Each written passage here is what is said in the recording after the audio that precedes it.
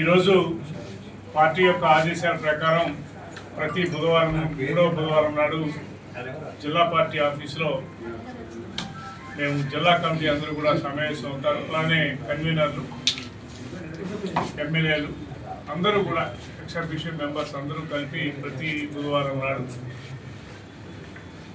స్థానికంగా ఉన్నటువంటి సమస్యలు, అలానే జిల్లాలో ఉన్నటువంటి సమస్యలు, పార్టీలో ఉన్నటువంటి సమస్యలు అన్నీ కూడా ఇక్కడ చర్చించుకొని, అలానే మాకు వచ్చినటువంటి ఫీడ్బ్యాక్ని బట్టి మేము తీర్మానాలు చేసి అధిష్టానానికి పంపుతూ ఉంటాం. మేము ఈ రోజున ప్రెసిడెంట్ గారు ఇంకా ఇతర ఎమ్మెల్యేలు వైజాగ్ పిఎం గారి యొక్క ప్రోగ్రాం నిమిత్తం, ఏర్పాట్ల నిమిత్తం వైజాగ్ వెళ్ళడంలో మేము ఇక్కడ కండక్ట్ చేస్తున్నాము.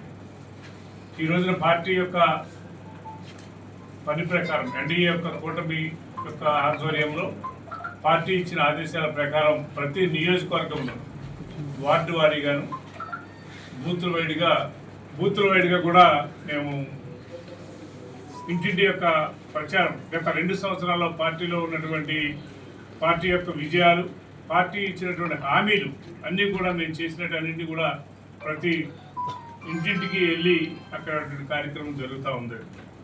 దాంతోపాటుగా రేపొద్దున పార్టీ కేడర్ రాబోయే ఎలక్షన్లు, అంటే పార్టీ యొక్క ఆదేశాల ప్రకారం వరుస ఎలక్షన్లు జరగవచ్చు. మాకు మున్సిపాలిటీ, స్థానిక సంస్థలు, అలానే కోఆపరేటివ్స్ కూడా జరిగే అవకాశాలు ఉన్నాయి. ఆ ఎలక్షన్ అన్నిటికీ కూడా మేము పార్టీ కేడర్ సిద్ధంగా ఉంది.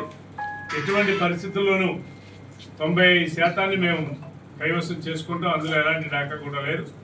ఈ మధ్య కాలంలో ఈ ఎక్కడో జరిగినటువంటి సెంట్రల్ గవర్నమెంట్లో జరిగినటువంటి నీటి విషయంలో పట్టుకొని ఇక్కడ ఏమి మాట్లాడాలో, ఏమి చేయాలో, ఏమి మాట్లాడాలో తెలియనటువంటి అధ్వాన స్థితిలో జగన్ గారు మాట్లాడటం అనేది చాలా హాస్యాస్పదంగా ఉంది. లోకేష్ గారి గురించి ఎంత సమర్థవంతంగా ఈ 2 సంవత్సరాలలో ఇప్పుడున్నటువంటి పాఠశాల యొక్క అభివృద్ధి కానీ, విద్యాశాఖలో జరుగుతున్నటువంటి అభివృద్ధి కానీ, లేదా ఈనాడు ప్రైవేట్ కాలేజెస్ దాటి ఈ గవర్నమెంట్ స్కూల్స్లో వస్తున్నటువంటి రిజల్ట్స్ కానీ తెలియక మాట్లాడేటువంటి విధానం, ఎప్పుడు ఏం మాట్లాడాలి, ఎలా మాట్లాడాలి, ఏ సందర్భం ఏంటో కూడా తెలియనటువంటి అమాయకులు అనుకోవాలా లేదా పొగరబోతానం అనుకోవాలా, అలాంటి దుష్టుల యొక్క పాలన 5 సంవత్సరాల నుంచి మేము ఈ 2 సంవత్సరాల్లో చాలా చక్కటి పరిపాలన అందిస్తున్నాం.